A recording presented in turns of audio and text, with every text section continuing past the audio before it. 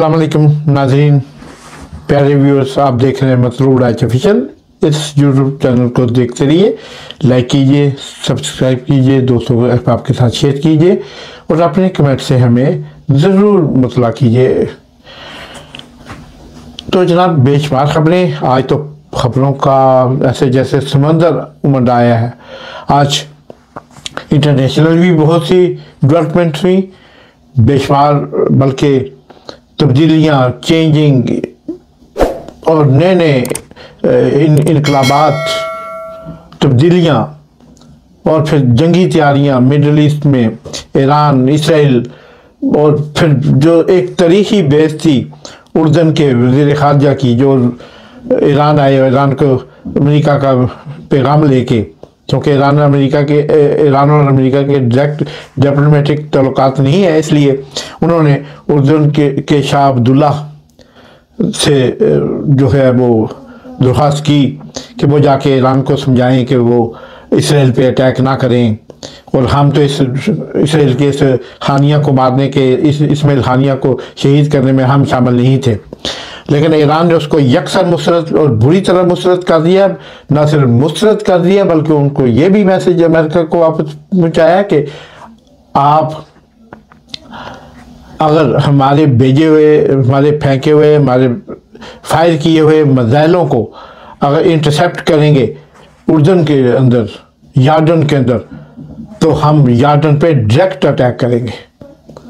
तो वो जनाब, वो तकरीब देखने वाली थी, वो प्रेस कॉन्फ्रेंस मुश्तरका जो दोनों ईरानी वज़ीर ख़ारजा और यार्डन के वज़ीर ख़ारजा की थी, वो देखने वाली थी। वो हवाइयाँ उड़ी हुई थी, उसने जाके वही पैगाम दे दिया। और अभी इसराइल ये धमकियाँ देता फिर रहा है कि मैं हमला करूँगा पहले, ईरान के हमले से पहले। ये गिद्दर बबकियाँ भी देख लेंगे, और ईरान भी जानता है इन सारी चीज़ों को। जो इतने सारे वार हाल बना के बैठा हुआ, वो कोई बच्चा थोड़ा है।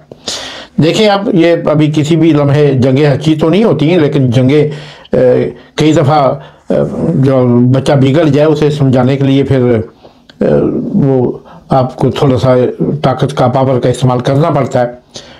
जबकि उसने अब तक पिछले 10 महीनों में तकरीबन 50,000 के करीब मुसलमानों को शहीद कर दिया।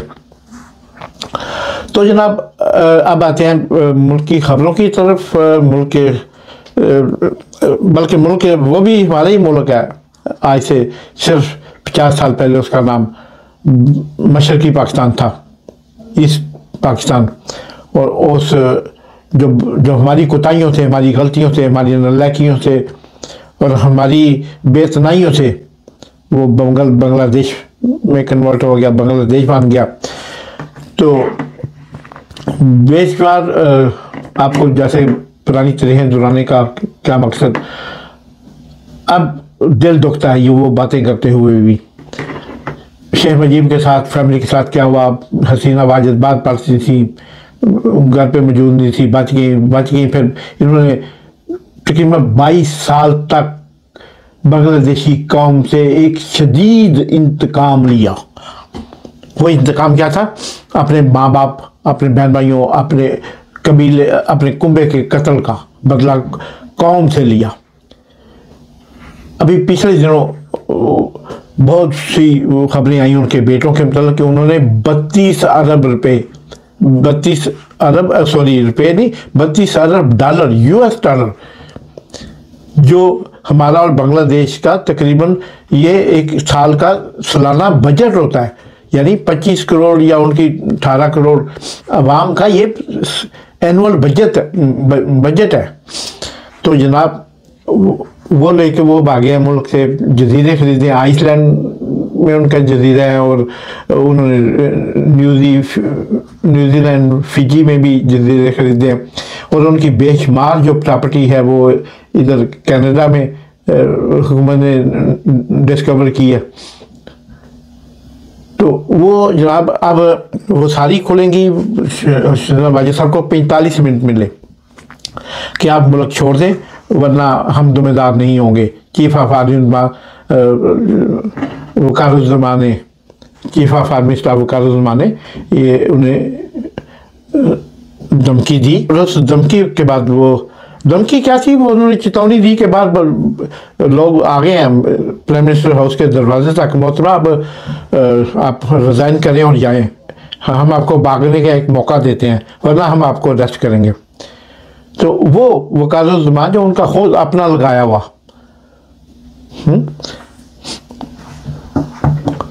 वही ना कि तीर खा के जो देखा कमीनगाह की तरफ, अपने ही दोस्तों से मुलाकात हो गई। ऐसे ही मौके होते हैं जब याद आता है इंसान की गलतियां, इंसान को अपने किए हुए करतूत याद आते हैं, लेकिन तब तक देर हो चुकी होती है, उन्हें संभाला नहीं जा सकता। उसी वकालत-उल-ज़मान जिसको ढूंढ के लगाया इन्होंने, चीफ ऑफ ऑपरेशन स्टाफ, अब उसने 45 मिनट टाइम दिए कि अपने बच्चे संभाल, अपने साथ ले घर के अफराद को, उनको जनाब एयरबेस पे पहुंचाया गया हेलीकॉप्टर से, और वो वहाँ से वो फिर तैयारी में बैठ के इंडिया के शहर में, एक शहर में लैंड हुई। इससे पहले वो मोदी गवर्नमेंट से रब्ता कर चुकी थी, उधर से जवाब नहीं आया अभी। जैसे फजा में से उन्हें जवाब आया कि आप एक मुख्तसर मुद्दत के लिए बात में क्याम कर सकती हैं, लेकिन आपको यहाँ पे हम रख नहीं सकते, क्योंकि हम बांग्लादेश के अवाम के गैज़ो गज़ब का निशाना नहीं बनना चाहते, ना ही आलमी सतह पे ये मोहर लगवाना चाहते हैं कि बात जो है वो करप्ट लोगों और बददियानत लोगों की, बददियानत सियासतदानों की, बददियानत हुक्मरानों की सपोर्ट करता है।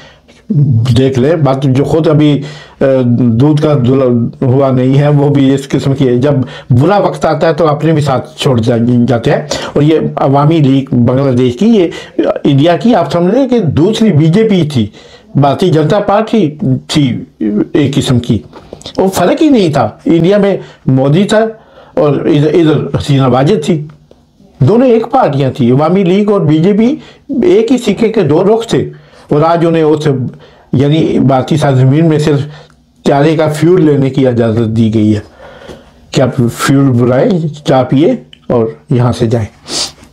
ये होती है सियासत, ये होती है मकाफात, ये होता है मकाफात अमल, जिससे मोहतरमा आज गुजरी हैं हसीना वाजिद साहबा। तो उन्हें पता चला है कि ये दौलत भी, जैसे मैं अभी बड़े बड़े महल्लात, होटल, गाड़ियाँ, मकानात, विले, बीच साइड एंड माउंटेन पे बने हुए अपने महल्लात छोड़ के बाकी हूँ, और मुझे अब लाखों करोड़ों नहीं, अरबों नहीं, खरबों रुपया बैंकों में, बांग्लादेश के बैंकों में पड़ा हुआ है, तो वो उसके बगैर बागी हैं। उन्हीं कपड़ों में, हाथ में बस वो ज़रूरी कागजात, बैंकिंग डॉक्यूमेंट, ये वो जितना उनको 45 मिनट में टाइम मिला उसमें वो खुद उनके, आप फुटेज में आप उनके देखें, उनके हाथ में ब्रीफ केस नजर आ रहे हैं, तो वो बागी हैं और रो रही थी, ज़ारो कतार रोने की तस्वीर भी जो अभी आप देखेंगे।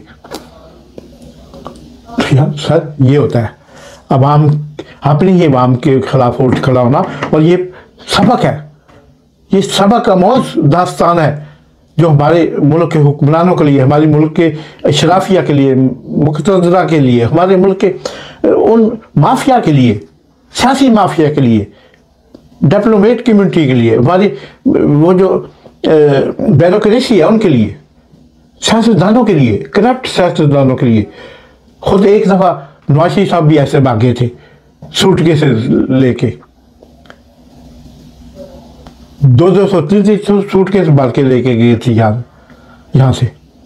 वो भी इस मराहल से गुजर चुके हैं, फिर उन्हें गुजरना है, आज कल उन्हें गुजरना है इन्हीं मराहल से फिर, क्योंकि उन्होंने सबक नहीं सीखा। और जनाब ये थे बांग्लादेश में, क्या पाकिस्तान में भी खौफ का जो खौफ का सोमनाथ था वो पाश पाश हो गया, खौफ के बुत पाश पाश हो गए, और अवाम ने बता दिया, आज स्वाबी में भी अवाम ने बता दिया कि अवाम की क्या हैसियत है और अवाम क्या कर सकते हैं। उन्होंने एक ज़बरदस्त क्राउड इकट्ठा करके, लाखों लोग थे, मिलियन भर लोग होंगे, पूरे पाकिस्तान से आए गाड़ियों पे, औरतें मजबूर महकूर, जिनके बच्चे अभी तक जेलों में, हजारों बच्चे, 15-20-25 हजार अभी भी लोग जेल में हैं, सियासी कैदी, उनकी माएँ अपने बच्चों की तस्वीरें उठाई वहां पे पाई गई। दूसरी तरफ डीजी ISPR प्रेस कॉन्फ्रेंस कर रहे थे, बेटैमी उधर एक शो हो रहा है जिसमें मिलियंस लोग इन्वॉल्व है, पूरी दुनिया सोशल मीडिया पे उनको देख रही है, क्योंकि टीवी पे तो आप उनको दिखाते नहीं। आज स्वाबी में ना कोई शिया था, ना सुन्नी, ना वहाबी, बस स्वाबी। आज बस स्वाबी की जीत हुई, आज जमहूरियत की जीत हुई, आज खैबर पख्तूनख्वा की जीत हुई, आज इमरान खान की जीत हुई, आज पंजाब की जीत हुई, आज सिंध की जीत हुई, आज बलोचिस्तान की जीत हुई, आज कश्मीर जीता, आज गिलगित है वो भी जीता। तो आज सारी कुफ्तें बढ़ गई, और वो जो जिसने ये लफ्ज बोला था वो खुद भी सुना बढ़ गया। तो ये होता है मकाफात अमल, सीखें इनसे। हमारे पास तो टाइम है, हम अपने दोस्तों को, अपने नाजरीन को, अपने सुनने वालों को, देखने वाले को, या जो मुझे 25 साल से पढ़ रहे हैं, उनको बताने के लिए मैं तो इसको एक खिदमत और जज्बा समझ के कर रहा हूँ। और ये होता है जनाब। और जो स्टूडेंट निकले थे बांग्लादेश में, चंद स्टूडेंट निकले, आज वो स्टूडेंट 200 से 250 स्टूडेंट को और लोगों को उन्होंने मारा है। पहले तो पुलिस ने और आर्मी ने गवर्नमेंट बचाने की, हसीना वाजिद की गवर्नमेंट बचाने के लिए। और जब कुर्बानियाँ देनी पड़ती हैं टीवी के आगे बैठ के या स्मार्टफोन के आगे 2 मिनट की वीडियो क्लिप देख के PTI के तो नारे मार के आओ कैदी नंबर 804 मेरा प्यार तेरा प्यार, ऐसे कैदी बाहर नहीं आएगा। कैदी के लिए बाहर निकलना पड़ता है, जेल के दरवाज़ों को हिलाना पड़ता है, उन्हें धक्का देना पड़ता है, उन दीवारों को तोड़ना पड़ता है, और इस खौफ के बुत को पाश करना होगा कि हम बाहर निकले तो हमारे बच्चे भूखे मर जाएंगे, हम अंदर हो जाएंगे, हमें साथ ये होगा। ये सब सोचना है तो फिर तो आप कभी भी आज़ाद नहीं हो सकते। ये सब सोचना है तो आप कभी भी ज़हनी आज़ाद नहीं हो सकते। कुर्बानियाँ दें, कुर्बानियाँ देना सीखें। हज़रत इब्राहीम अलैहिस्सलाम अजीम कुर्बानी दे के इमाम अली मकाम सैयदना इमाम हुसैन अलैहिस्सलाम कुर्बानियाँ दे के कबीले की, कुब्बे की, ख़ानदान की, बच्चों की, औरतों की, भाइयों की, बेटों की कुर्बानियाँ दे के हमें ये सबक सिखा गए हैं। हमारा वजूद कुछ भी नहीं, आज है कल नहीं है, हमारा वजूद कुछ भी नहीं, ये ज़िंदगी कुछ भी नहीं अगर गुलामी में है। अगर सिर्फ हमने यही गुलामी करनी है, ज़हनी जिस्मानी गुलामी करनी है, तो फिर इस जीने से यकीन कीजिए मर जाना बेहतर है। तो उठें, आप देखें सारी ज़िंदगी ऐसे कौम को लूटा हसीना वाजिद ने, आज किधर गई, जगह ढूंढेगी। अब जिस मुल्क ने भी इसको वो बेचे भी होंगे अपनी इमारतें जजीरे, वो अब कतराएंगे कि ये हमारे पास ना आए। तो आज स्वाबी में जनाब कमाल हो गया, कप्तान जीत गया, माफिया हार गया, चोर डाकू लुटेरे कातल और राजन आज हार गए।